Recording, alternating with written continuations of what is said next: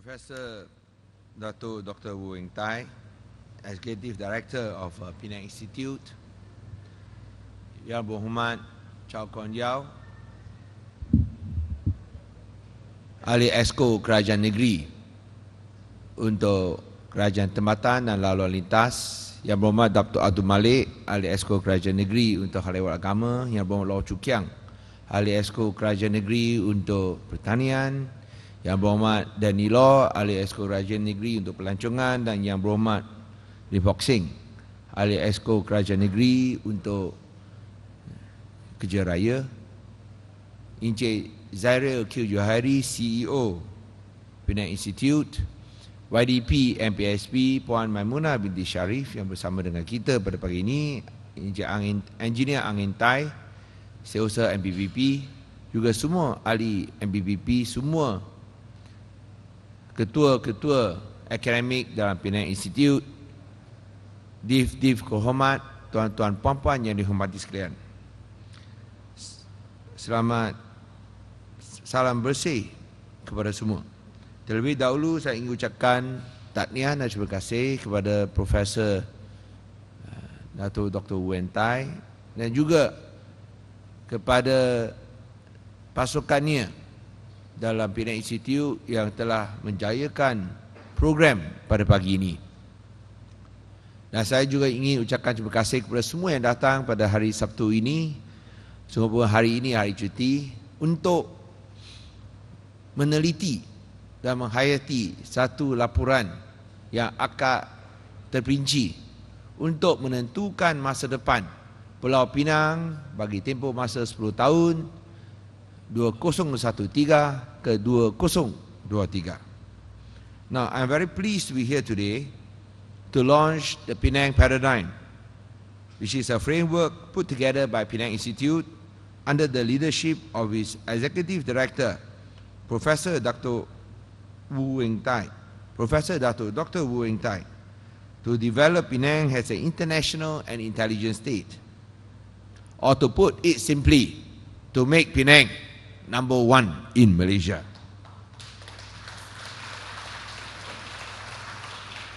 Now allow me to begin by putting on record my appreciation for the contributions of Professor Dr. Wu, who is a world-renowned economist and a former special advisor to the United States Treasury, the United Nations, and the People's Republic of China.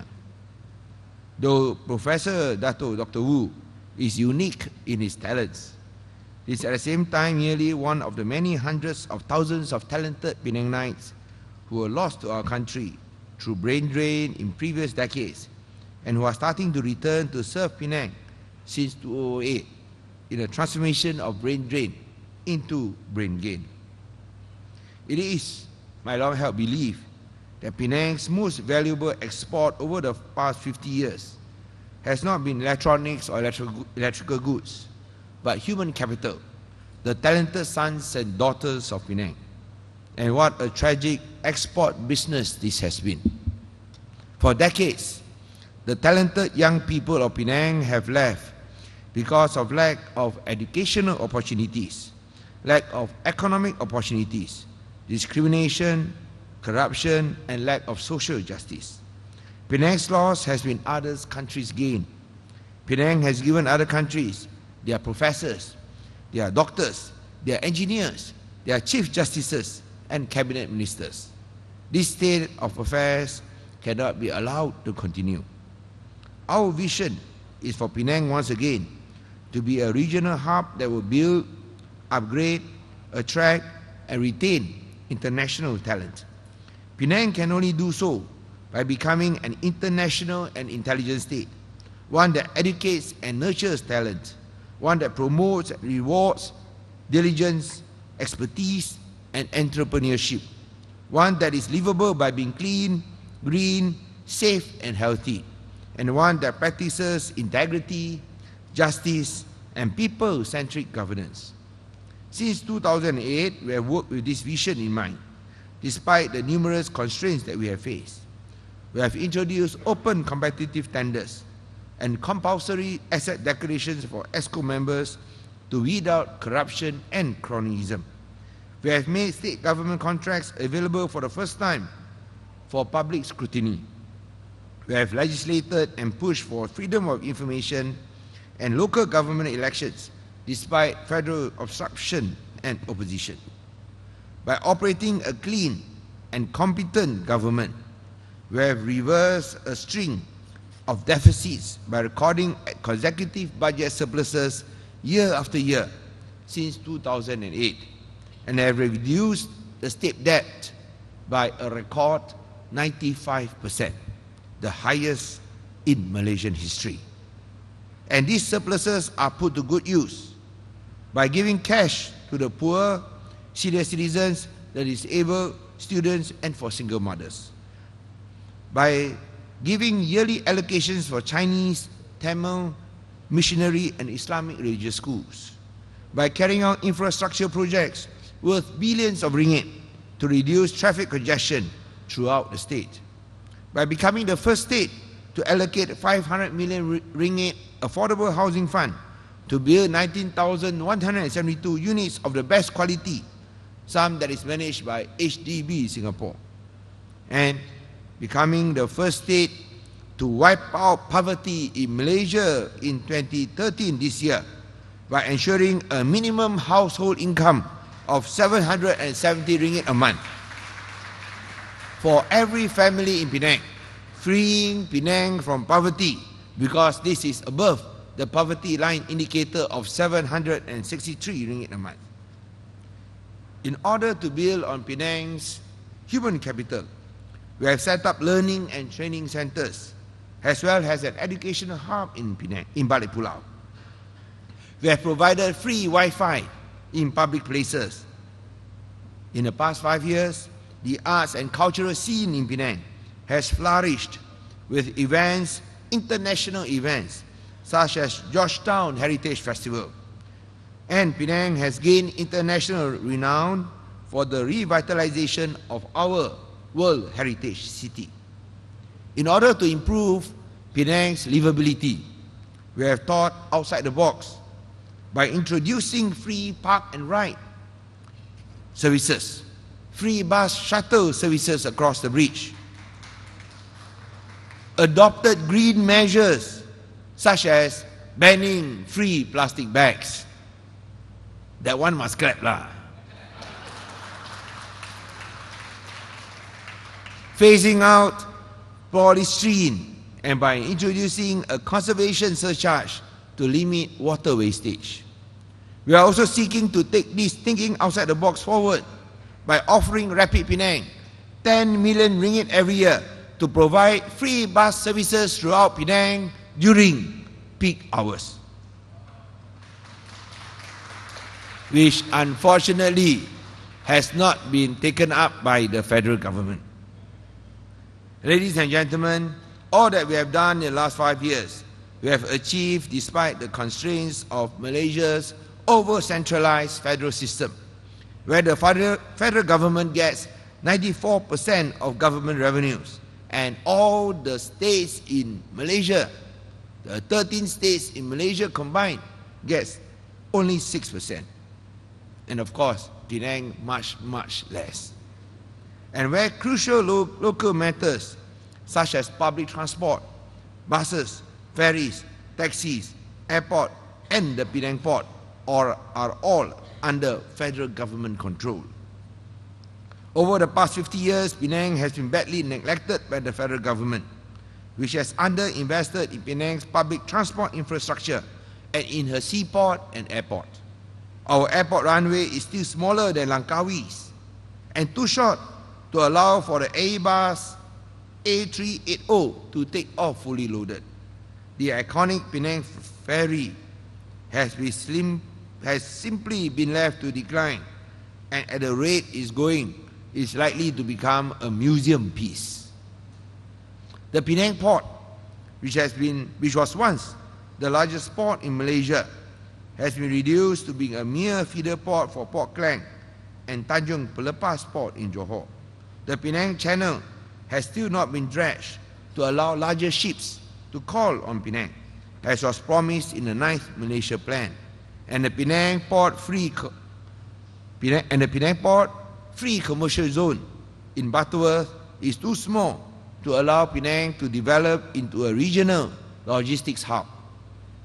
All this needs to change if Penang is to reach its full potential as one of the principal powerhouses of the Malaysian economy. Despite being one of the smallest states in Malaysia, with only 6% of the national population, Penang was number one for foreign direct investment in Malaysia in 2010, repeating this feat in 2011, with foreign direct investment over the last 2 years amounting to 28% of the national total. Penang contributes 25% of Malaysia's exports and nearly 2/3 of medical tourism receipts in Malaysia. The twin pillars of the Penang economy, tourism and manufacturing, both require adequate investment in Penang's hard and soft infrastructure if Penang and Malaysia are to flourish. For this reason, we intend to construct a third link sea tunnel to improve connectivity between the island and the mainland, as well as other road projects to improve traffic flow in Penang Island and Seberang Perai. And this will also help to spur developmental growth in the mainland, particularly the northern side of Seberang Perai. But more is needed to improve the airport, port, housing and public transportation infrastructure in Penang. We have always been willing to cooperate with the federal government in order to get the best for Penangites. And as we know, what is good for Penang is good for Malaysia.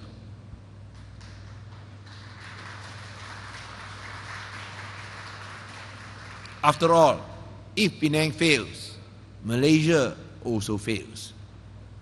Unfortunately, the federal government has not fulfilled their promises to the state to jointly develop the Greater Penang Master Plan in 2011. In order to facilitate this effort, the Penang state government even shelved and put aside our Penang Blueprint 2011 to 2015 at the request of the Minister in the Prime Minister's Department, Dato Sri Idris Jalla, to make way for the Greater Penang Master Plan.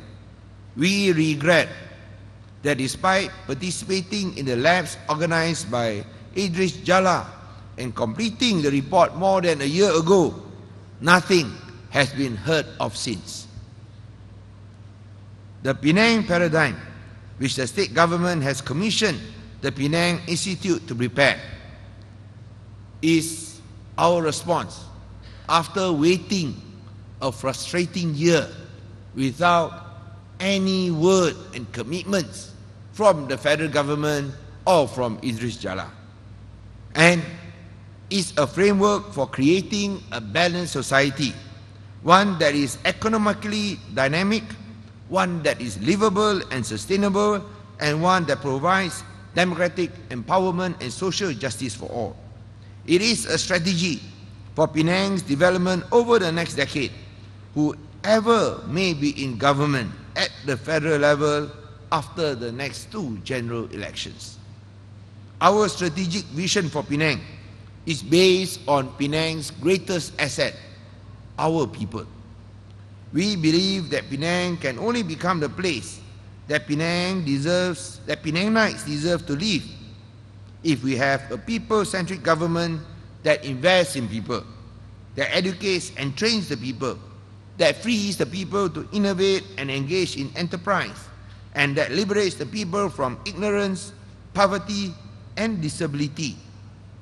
And of course, most important, free the people from fear, so that they can be full participants in our economy and democracy.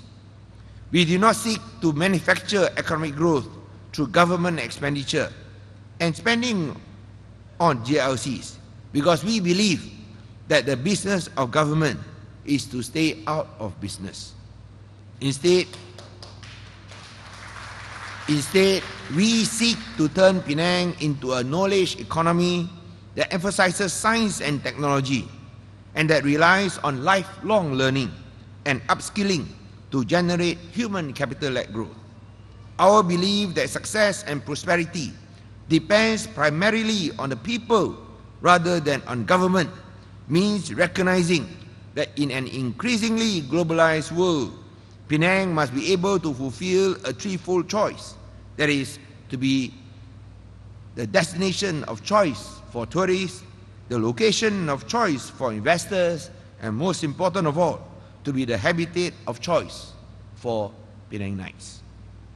Quality of life in Penang should not be just for the rich, but for all who live in Penang. This requires quality, affordable housing, efficient and effective public transport, green open spaces accessible to all, a clean and healthy natural environment, and a vibrant arts, culture, and heritage landscape. Thirdly, our emphasis on people means that we believe that we cannot prosper and develop as a state and as a nation if women, ethnic minorities, the poor, and the disabled are shut off from full participation in our economy and democracy. People-centric government requires eradicating poverty, eradicating unfair discrimination, eradicating corruption, and eradicating cronyism, which elevates private interests and private profits above the public good. So, public interest must reign supreme. I believe that the Penang paradigm is an insightful and path-breaking model by Professor Dr. Wu Weng Tai and his team in the Penang Institute. And with Zairil Q. Johari as his CEO, we in the Penang state government that this can allow and permit Penang to lead again.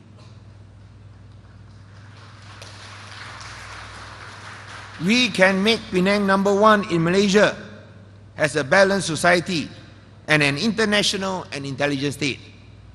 Making Penang number one in Malaysia is possible. After all, Penang achieved international recognition in 2011 when it was selected by Yahoo Travel as the number 8 top island in the world that you must visit before you die. This year, Georgetown became the number 4 top place for retirement in the world, becoming the only Asian city on the top 8 list in the world.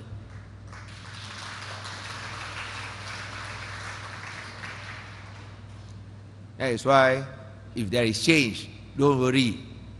For those who have been changed, you can retire in Penang.